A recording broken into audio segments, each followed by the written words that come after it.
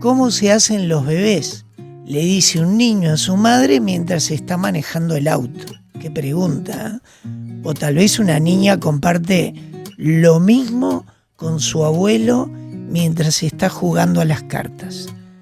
La realidad es que todas las familias nos enfrentamos en algún momento a esta pregunta.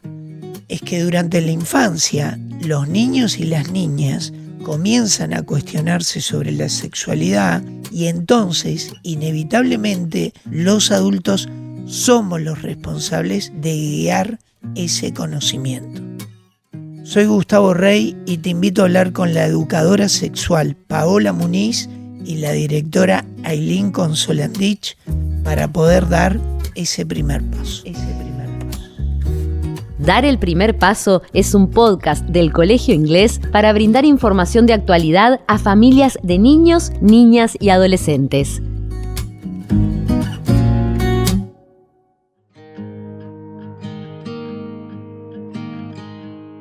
Bienvenido al tercer episodio de esta segunda temporada de Dar el primer paso. Hoy nos vamos a centrar en la infancia, una etapa donde se despierta la curiosidad, pero también donde es esencial construir las bases sobre el cuidado y el respeto del cuerpo. Para eso, la educadora sexual y docente Paola Muniz nos brindará herramientas que nos van a ayudar a poder dar respuestas a estas conversaciones. Bienvenida, Paola. Gracias, Gustavo. Y también con la directora general del Colegio Inglés, Ailín Consolandich. Bienvenida, Ailín. Gracias, Gustavo, y gracias, Paola. Y bueno, a involucrarnos mucho porque esta tarea en la infancia es fundamental. ¿Cómo manifiestan, Paola, los niños y las niñas su curiosidad por su cuerpo? ¿Y qué es importante saber, ¿no?, de esta exploración? Bueno, este es un momento que para las familias y para las educadoras y los educadores muchas veces es difícil de poder lidiar, ¿no? Pero es un desafío y es un muy lindo desafío si se hace con información y si se hace desde el amor y también pudiendo informarse con bueno, esta es una buena excusa escuchar el podcast, ¿no? Entonces, primero que nada, poder plantear que a esta edad, en la infancia, comienzan a tener curiosidad o comienzan a plantear intereses por su cuerpo y particularmente por aquellas partes llamadas frecuentemente como partes íntimas, ¿no? Y con esto nos referimos a sus genitales. Empiezan a descubrir, particularmente si tienen hermanitos o hermanitas pequeñas o de repente en los espacios donde se comparte el cambio de vestimenta o en un vestuario o a veces en el baño cuando son más chiquitos, ¿no? Que empiezan a descubrir de que hay diferencias en los órganos sexuales, ¿no? En los genitales, de que los varones tienen pene y tienen testículos y que las niñas no tienen pene y por lo tanto tienen vulva. Entonces es un momento donde empiezan a preguntar, empiezan a tratar de entender por qué unos tienen unos órganos y otros tienen otros. Y además es un momento donde comienza la autoexploración, ¿no? Y esto es lo que muchas veces interpela a quienes somos adultos y acompañamos a estas infancias. Y es importante, por lo tanto, hablar de privacidad y de cuidado del cuerpo desde una edad muy temprana. Sí, exacto. Porque en realidad el cuerpo va a ser una fuente de descubrimiento de placer, ¿no? Entonces, en este tocamiento de genitales que se puede dar de distintas maneras, puede ocurrir en un espacio que puede ser, yo qué sé, el comedor de la casa, el living, ¿no? Incluso hasta de repente en un espacio compartido con otros niños y con otras niñas. Entonces, como adultos no tenemos que alarmarnos, tenemos que de alguna manera poder explicar que, bueno, nuestro cuerpo puede ser una fuente de disfrute, que nuestro cuerpo nos puede hacer sentir cosas lindas, pero de que este tipo de acciones se hacen en espacios cuando se está solas, de repente en el cuarto, en el baño, preguntarle a ese niño si necesita un espacio de intimidad, que podérselo dar, podérselo habilitar y también poder transmitir de que nadie puede tocar su cuerpo. Salvo, bueno, mamá, papá, en la consulta médica, pero solamente si se trata de un momento donde necesiten ayuda o donde haya que hacer una revisión médica. Y además, siempre deberíamos transmitir que las personas para tocar su cuerpo deberíamos pedir permiso. Eso es fundamental, así como entre ellos, entre los niños y las niñas, si van a tocar el cuerpo del otro, y no necesariamente con esto me estoy refiriendo a los genitales, sino que cualquier otra parte del cuerpo, por ejemplo en esto de abrazar, ¿no?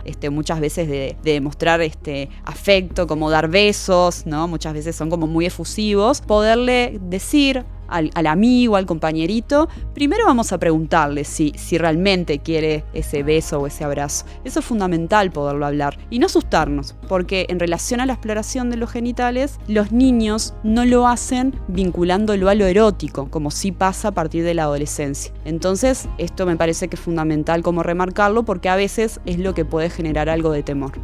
¿De qué manera las infancias empiezan a desarrollar su identidad de género? En este punto me parece que es importante explicar a qué nos referimos con identidad de género y poderlo diferenciar del sexo. Las personas, cuando nacemos, se nos asigna un sexo biológico al nacer. Si un bebé nace con vulva, se le asigna el sexo niña, y si un bebé nace con pene y testículos, se le asigna el sexo varón. Eso tiene que ver con nuestro cuerpo, tiene que ver con nuestros cromosomas, con nuestro ADN, y particularmente en función de nuestra genitalidad. A partir de ahí, a las personas se nos empiezan a transmitir enseñanzas de cómo ser varones y mujeres. Y ya desde muy pequeña edad, hasta a partir de los 3, 4 años, las personas empezamos a tomar conciencia de si nos sentimos, nos autopercibimos varones o mujeres, ¿no? Entonces, esto ocurre desde muy pequeños y ocurre en interacción también con el entorno. ¿Y cómo impactan los estereotipos de género en las infancias? Bueno, cuando hablamos de estereotipos de género, estamos hablando no ya de lo que tiene que ver con la curiosidad por el cuerpo, sino con aquellas conductas, aquellas pautas de comportamiento que se esperan en nuestra sociedad para las personas en función de ser varones o ser mujeres, ¿no? Esto de el rosa para las niñas, el azul para los niños, el fútbol también para los varones, el que sean fuertes, el que puedan desempeñarse en algunos trabajos y que las chicas lo puedan hacer en otros, ¿no? No llorar. No llorar, exacto. ¿Se puede promover una educación libre de prejuicios entonces? Sí, justamente esto se hace muchas veces mostrando, ¿sí? A través en las instituciones educativas, a través de las prácticas docentes, de los recursos que se utilizan, de los juegos que se habilitan, de cómo se organizan de repente como algunos festejos o festividades en la institución, y también mostrando modelos equitativos a nivel de las familias, ¿no? En esto de compartir tareas, de que no necesariamente siempre sea mamá la que se encarga de limpiar, cocinar, cuidar y papá sea el que trabaja. Estos modelos o estos roles de género en realidad se enseñan a esta edad principalmente a través del ejemplo, ¿no? Entonces eso también es fundamental tenerlo presente, porque las infancias nos están mirando, están atentos, aunque no les estemos diciendo explícitamente o directamente sobre los roles y estereotipos de género. Es muy importante para poder construir desde chicos, ¿sí? Personalidades que puedan vivir con libertad, poder elegir realmente lo que deseen y que puedan ser equitativas en relación a las elecciones y a los vínculos que tienen, ¿no? Porque los estereotipos de alguna manera lo que hacen es como poner en un lugar muchas veces de vulneración de derechos a lo femenino en relación a lo masculino. Y entonces la idea también a través de la educación sexual integral es de que todas las personas puedan acceder a distintas actividades o al ejercicio de derechos sin importancia si son varones o mujeres. Y entre los niños, ¿cómo se pueden fomentar esos vínculos afectivos basados más como en la empatía, en el respeto? Bueno, acá me parece fundamental poder enseñar, por ejemplo, la importancia del aprendizaje de los límites para con el otro, del consentimiento, porque sí es una edad para empezar a hablar de a poquito del consentimiento, introducir esta palabra, de poder pensar de que si yo quiero hacer algo con un amigo, con un compañero, tengo que preguntarle, tengo que esperar a que ese compañero me diga que sí, y si ese compañero dice que no, tengo que poder respetar, ¿no? Eso es como bien importante. Y poderlo también pensar o trasladarlo a otros vínculos, a personas adultas, ¿no? En esto de poder entender de que las personas tenemos el derecho a poder decidir sobre nuestro cuerpo, sobre nuestras acciones y bueno, sobre lo que queremos ser. Y Paola, una consulta. Como institución, cualquier institución educativa, pasan cosas en donde me parece que esto que estás planteando tú es muy importante tener en cuenta. Ellos a veces no se animan a decirle a la otra persona, compañero o compañera, no me gusta que me abraces, por ejemplo, o en este momento estás haciendo algo que no está dentro. No se animan, pero sí se animan a decírselo cuando llegan a la casa a sus padres o, ojalá que así sea, en una institución educativa. Te pregunto, ¿es bueno trabajar esto antes como para empezar como a modelar y a generar un paradigma de ese lugar, o directamente uno espera a que esto se vaya dando y en la mirada que uno observa a los chicos puede llegar a encontrar esa respuesta? Bueno, es muy buena la pregunta porque acá es fundamental esta acción en conjunto, en equipo, desde la familia, poder hablar de la importancia de poder decir qué nos gusta, qué no nos gusta, qué queremos, qué no queremos, y también aprender a escuchar cuando nos dicen que no y aprender a aceptarlo, ¿no? Y desde las instituciones educativas, yo creo que son espacios que son óptimos para trabajar desde un lugar, desde la educación sexual integral y desde las distintas clases y niveles y con las maestras y maestros, ¿no? El poder trabajar en temáticas de repente a través de analizar situaciones, problemas, hacer debates, ¿no? Poder modelizar con títeres, con muñecos, poder pensar en mirar algún video y analizarlo y poder aprender qué es esto del consentimiento y de los límites, ¿no? de mi cuerpo, porque hay que enseñar que sobre el cuerpo decide uno, que el cuerpo nos pertenece. Y esto es algo que hay que hablar de manera de poder hacer una prevención oportuna. Perfecto. Bien, muy bien. En el comienzo del episodio veíamos una pregunta que muchas veces sale naturalmente, ¿no? ¿Cómo se hacen los bebés?, preguntan los niños, ¿no? ¿Y qué se les contesta? Los padres, los mayores. Frente a eso también muchas veces en la escuela surge como pregunta, ¿no? Y también cuando están jugando, ¿no? Porque juegan mucho a las mamás y a los papás ensayando estos juegos de roles también, ¿no? Siempre primero responder a lo que ese niño o esa niña está preguntando y no dar información de más. Eso es como la primer clave, porque muchas veces su interés es uno y bueno, uno a veces intenta como ampliar esa información y el niño quiere saber como un dato concreto.